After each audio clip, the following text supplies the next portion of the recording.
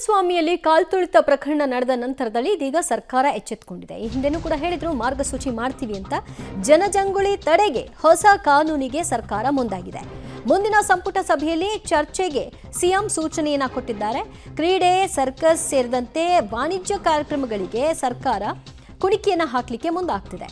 3 ವರ್ಷದ ತನಕ ಜೈಲು, 5 ಲಕ್ಷದವರೆಗೆ ದಂಡ ವಿಧಿಸುವಂತಹ ಬಿಲ್ ಅನ್ನ ತರೋದಕ್ಕೆ ಮುಂದಾಗ್ತಿದ್ದಾರೆ.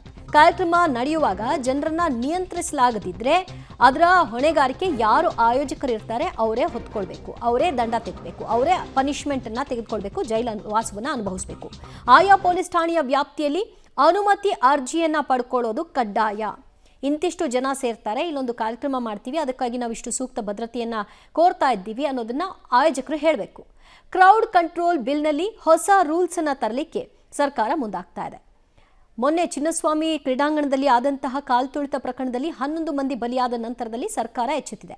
ರಾಜಕೀಯ ಕಾರ್ಯಕ್ರಮ ಇರಬಹುದು, ಪ್ರಾಯೋಜಿತ ಕಾರ್ಯಕ್ರಮಗಳಿಗೂ ಕೂಡ ಇದು ಅನ್ವಯ ಆಗುತ್ತೆ. ಯಾರೇ ಆಗಿದ್ರೂ ಕೂಡ ಅನುಮತಿಯನ್ನ ಪಡ್ಕೊಳ್ಬೇಕು.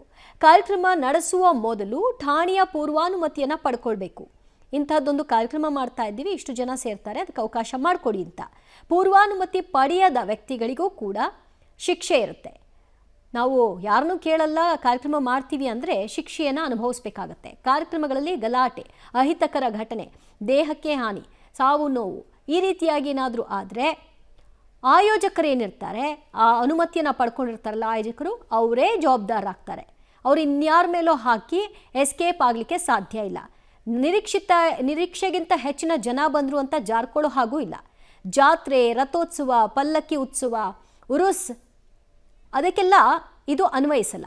ಈ ನಿಯಮ ಆಚಾರ ವಿಚಾರಗಳಿಗೆ ಅನ್ವಯಿಸಲ್ಲ. ಕೇವಲ ಮನೋರಂಜನಾ ಕಾರ್ಯಕ್ರಮ, ರಾಜಕೀಯ ರ್ಯಾಲಿಗಳು ಇತ್ಯಾದಿ ಇವುಗಳಿಗೆ ಮಾತ್ರ ಈ ರೂಲ್ಗಳನ್ನು ಪಾಲನೆ ಮಾಡಬೇಕಾಗತ್ತೆ. ಮತ್ತಷ್ಟು ಮಾಹಿತಿ ಪಡೆಯೋಣ ನಮ್ಮ ಪ್ರತಿನಿಧಿ ರವೀಶ್ರಿಂದ. ರವೀಶ್, ಕೊನೆಗೂ ಸರ್ಕಾರ ಎಚ್ಚೆತ್ತುಕೊಂಡಿದೆ, ಆದಷ್ಟು ಬೇಗ ಈ ಬಿಲ್ ತರೋದ್ರ ಬಗ್ಗೆ ಚಿಂತನೆ ಆಗ್ತಾ ಇದ್ದು, ಮುಂದಿನ ಕ್ಯಾಬಿನೆಟ್ನಲ್ಲಿ ಇದು ಚರ್ಚೆಗೆ ಬರುತ್ತಾ? ದಿವ್ಯಾ, ಖಂಡಿತವಾಗಿಯೂ ಕೂಡ ಈಗಾಗಲೇ ಅದಕ್ಕೆ ಮುಖ್ಯಮಂತ್ರಿ ಸಿದ್ದರಾಮಯ್ಯ ಅವರು ಕೂಡ ಸೂಚನೆಯನ್ನು ಕೂಡ ಕೊಟ್ಟಿರ್ತಕ್ಕಂಥದ್ದು. ಅಂದರೆ ಆ ಒಂದು ಬಿಲ್ಲನ್ನು ತರಲೇಬೇಕು ಅಂತಲೂ ಕೂಡ ಈಗಾಗಲೇ ಸರ್ಕಾರ ನಿರ್ಧಾರ ಮಾಡಿದೆ. ಆದರೆ ಇವತ್ತಿನ ಸಭೆಯಲ್ಲಿ ಜಾಸ್ತಿ ಏನು ಕೂಡ ಒಂದು ರೀತಿಯಲ್ಲಿ ಚರ್ಚೆ ಆಗಿಲ್ಲ, ಕೇವಲ ಕಾನೂನು ಇಲಾಖೆಯಿಂದ ಪ್ರಸ್ತಾಪ ಆಗಿರ್ತಕ್ಕಂಥದ್ದು. ಅಂದರೆ ಕರ್ನಾಟಕ ಕ್ರೌಡ್ ಕಂಟ್ರೋಲ್ ಬಿಲ್ಲು ಜೊತೆಗೆ managing crowd at events and venues and mass gathering bill ಅಂತ 2025 ಅನ್ನೋದು ಕೂಡ ಅವರು ತರ್ತಾ ಇದ್ದಾರೆ. ಈಗಾಗಲೇ ಅದು ಕರಡು ಕೂಡ ಈಗಾಗಲೇ ಕ್ಯಾಬಿನೆಟ್ನಲ್ಲಿ ಟೇಬಲ್ ಆಗಿದೆ. ಅದು ಚರ್ಚೆ ಮುಂದಿನ ಕ್ಯಾಬಿನೆಟ್ನಲ್ಲಿ ಆಗಬೇಕಾಗತ್ತೆ. ಅಂದರೆ ಇಲ್ಲಿ ಎಲ್ಲೋ ಒಂದು ಕಡೆ ಆಯೋಜನೆಯನ್ನು ಮಾಡಿ ಆಯೋಜಕರು ತಪ್ಪಿಸ್ಕೊಳ್ತಾ ಇದ್ದಾರೆ. ಇದರಿಂದ ಸರ್ಕಾರಕ್ಕೆ ಮತ್ತು ಪೊಲೀಸರಿಗೂ ಕೂಡ ಒಂದು ರೀತಿಯಲ್ಲಿ ಕೆಟ್ಟ ಹೆಸರು ಅನ್ನೋದು ಸರ್ಕಾರದ ಭಾವನೆ. ಆ ಕಾರಣಗಳಿಗೋಸ್ಕರವಾಗಿ ಕೆಲ ನಿಬಂಧನೆಗಳನ್ನು ಕಾರ್ಯಕ್ರಮ ಮಾಡೋರಿಗೆ ಹಾಕೋದ್ರ ಮೂಲಕ ಕ್ರೌಡ್ ಅಂದರೆ ಏನು ಅನ್ನೋದ್ರ ಬಗ್ಗೆ ಕೂಡ ಸವಿವರವಾಗಿ ಹೇಳಿದ್ದಾರೆ. ಅಂದರೆ ವಾಣಿಜ್ಯ ಉದ್ದೇಶಕ್ಕಾಗಿ ಮಾಡುವಂಥ ಕ್ರೀಡೆ, ಸರ್ಕಸ್, ಬೇರೆ ಬೇರೆ ರೀತಿಯ ಈವೆಂಟ್ಗಳೇನಿದೆ ಅದಕ್ಕೂ ಕೂಡ ಒಂದು ರೀತಿಯಲ್ಲಿ ಅನ್ವಯವಾಗುವಂತೆ ಈ ಒಂದು ಬಿಲ್ಲನ್ನು ಜಾರಿಗೆ ತರ್ತಾ ಇರ್ತಕ್ಕಂಥದ್ದು. ಅದ್ರ ಜೊತೆಗೆ ಪೊಲಿಟಿಕಲ್ ರ್ಯಾಲಿಗೂ ಕೂಡ ಇದು ಅಪ್ಲೈ ಆಗಬೇಕು ಅನ್ನೋ ನಿಟ್ಟಿನಲ್ಲೂ ಕೂಡ ಒಂದು ರೀತಿಯಲ್ಲಿ ಮೇಲ್ನೋಟಕ್ಕೆ ಆ ಒಂದು ಬಿಲ್ನಲ್ಲಿ ನಮೂದನೆ ಮಾಡಿದ್ದಾರೆ. ಆದರೆ ಆ ಪ್ರಾಯೋಜಿತ ಒಂದು ಕಾರ್ಯಕ್ರಮಗಳೇನಿರ್ತಾರೆ, ಆ ಪ್ರಾಯೋಜಿತ ಕಾರ್ಯಕ್ರಮಗಳ ಮೇಲೆ ಸರ್ಕಾರ ಹೆಚ್ಚಿನ ಹದ್ದಿನ ಕಣ್ಣು ಇಡೋದಕ್ಕೂ ಕೂಡ ಮುಂದಾಗಿರ್ತಕ್ಕಂಥದ್ದು. ಒಂದು ವೇಳೆ ಆ ಒಂದು ಕಾರ್ಯಕ್ರಮದಲ್ಲಿ ಆ ಕ್ರೌಡನ್ನು ಕಂಟ್ರೋಲ್ ಮಾಡೋಕ್ಕಾಗದೇ ಇದ್ದರೆ, ಜೊತೆಗೆ ಅಲ್ಲಿ ಏನಾದರೂ ಅಹಿತಕರ ಘಟನೆಗಳಾದರೆ, ಜೊತೆಗೆ ಸಾವು ನೋವು ಸಂಭವಿಸಿದ್ರೆ ಎಲ್ಲದಕ್ಕೂ ಕೂಡ ಆ ಒಂದು ಆಯೋಜಕರೇ ಜವಾಬ್ದಾರರಾಗಿರ್ತಾರೆ ಅನ್ನೋದು ಕೂಡ ಈ ಬಿಲ್ನಲ್ಲಿ ಅಡಕಾಗಿದೆ.